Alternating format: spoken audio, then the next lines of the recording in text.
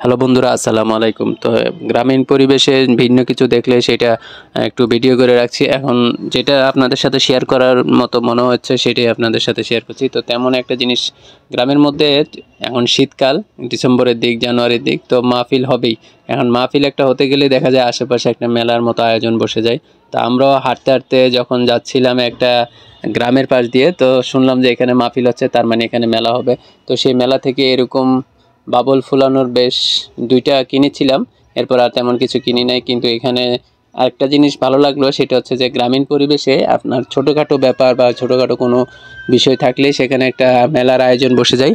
এবং এটা আসলে গ্রামের মানুষের জন্য একটা চমৎকার ব্যাপার, কারণ তারা এই ধরনের জিনিসটা সচরাচর দেখে না। আর শহরের মধ্যে যে আন্তর্জাতিক বাণিজ্য মেলা হয় বা বড়সড় মেলাগুলো হয়, তারা সেগুলা হয়তো দেখে না, কিন্তু এটাই তাদের জন্য একটা আনন্দের জায়গা। তো এখানে মাহফিলের আয়োজনের যে ব্যবস্থা করেছে, প্যান্ডেল টাঙানো হয়ে গেছে। এখন জানি না আমি এটা আজকে থেকে শুরু নাকি আরও একদিন পরে।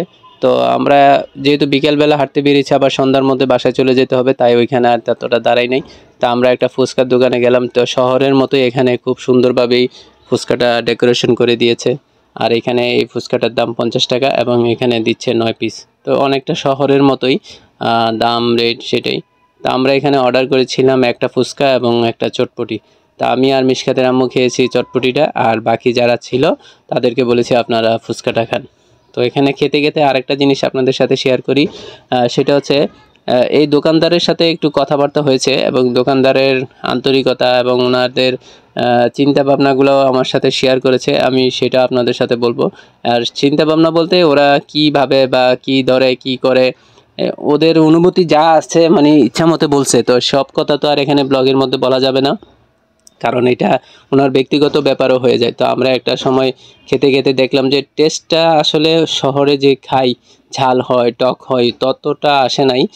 তবে মানে সিদ্ধ করে যেমন চনা এগুলা দিল, আমরা খেলাম, ওই টাইপের একটা আমেজ হলো, কিন্তু ততটা মজা লাগে নাই। কারণ শহরে খেতে খেতে একরকম, আর গ্রামে গিয়ে এটা যখন খেলাম তখন আর রকম স্বাদ পেলাম। তাই তারপরও গ্রামের খাবার ভিন্ন থাকতেই পারে।